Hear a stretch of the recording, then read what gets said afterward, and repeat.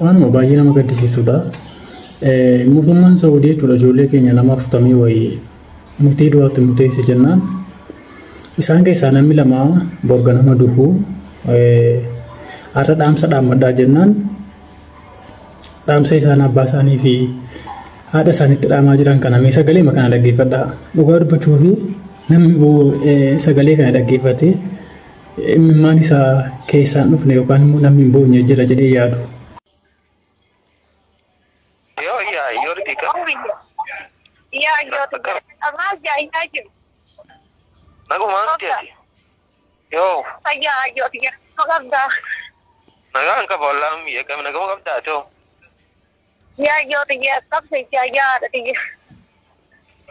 Umaan jenne ummaayee uma rabbi jeetu dhufe malee namni isaan umaa waan godhuu hin danda'ani.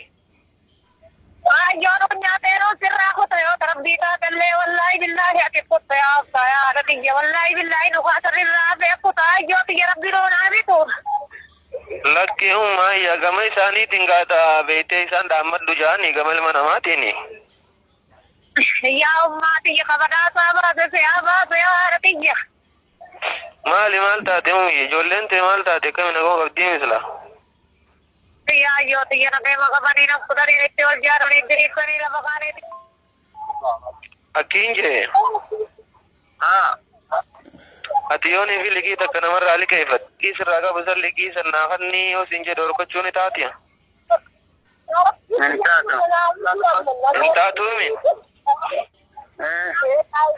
Akkasii atis kaajabaadduuti anis rabbuma na uume santuutu lubbuuti janaa fidii jeefna irraa fudhachuu deema.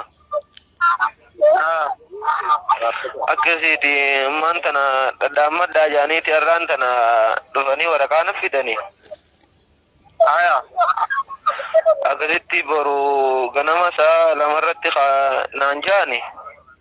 Kudha lamarraa hanga saa lama. Akkasitti saa tana lamaan jidduutti itti beeytee. Wanni rabbiin jee beeytee wanni hin oolamtu beeytee gaattis ta'e anis ta'e ani ammoo ati akka ummaatii yaadaa ta'e wannan ta'iniiti. Ya abbaa hedduun akka ummaan duba ya abbaa walumaa rabbiin nama fudhatu. Lakki waliin nu fudhachuu miti abbaa akkasii miti dhagaye.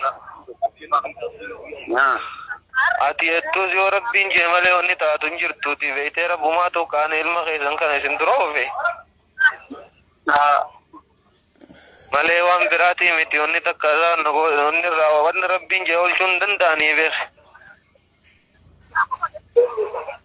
Ya abbaa jiru mee ka'uma kajiran taatu ba'a.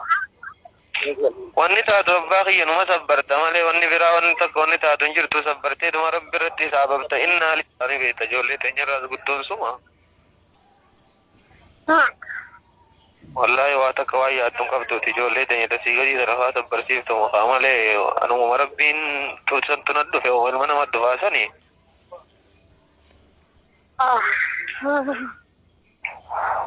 Dhagee kan boo'inii dhagee kijjee. Oyyadha. Kalaa sayyee guyyaa gaarii jira du'aa godhaa bulaadhaati du'aa sirnaa godhaa dhageessanii.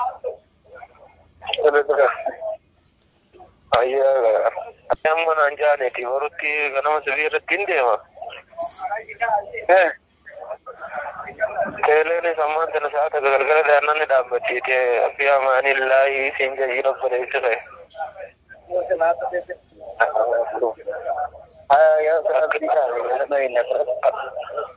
Akkasitti jabaadhaati salaataa fi waa hundaa'u masgidaalee jiru hundatti salaatul qaa'ii bakka dhaadhaa manatti naamee dhageesse.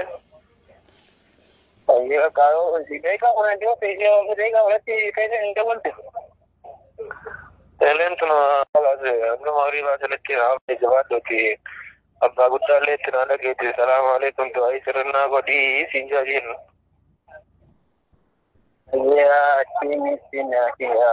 Jira bulchaniiti ganama sa'a 12 gabbaasanii amma sa'aatii 2 kanaatti ni dawwalchiisan achi booda immoo ni ajjeesanii kana jechu jara lamaan kanaaf ammaas warra haleessa ajjeesan malee. Qabattee jirtu guyyaa kana harkaa goomee wanni shanaffaadha. Bara guyyaa miidhee lama guyyaa 20 takka baatii 5 bara 2000 20 أني خم إنسان الرانتنا فوق مني قال خلنا ساعتي تكبود جبوا الرجل يا في ساعتي سديتي في ولا كاتب فنيتي مكاساني في دني سلفت أبقى عجاني وتمني عبد القادر محمد سراجامو في محمد جندي حاجي قدانا من جامو أكيد تعرف ولا ربي دي مودا بروغرامة وامتني جنا ممو ساعة تكبود دني باسن قال ساعة تكتني كنت في أمان الله دقيقة هاي هي السليقة يلا أمها في أيوه في الدول دقيقة يلا هي جواتو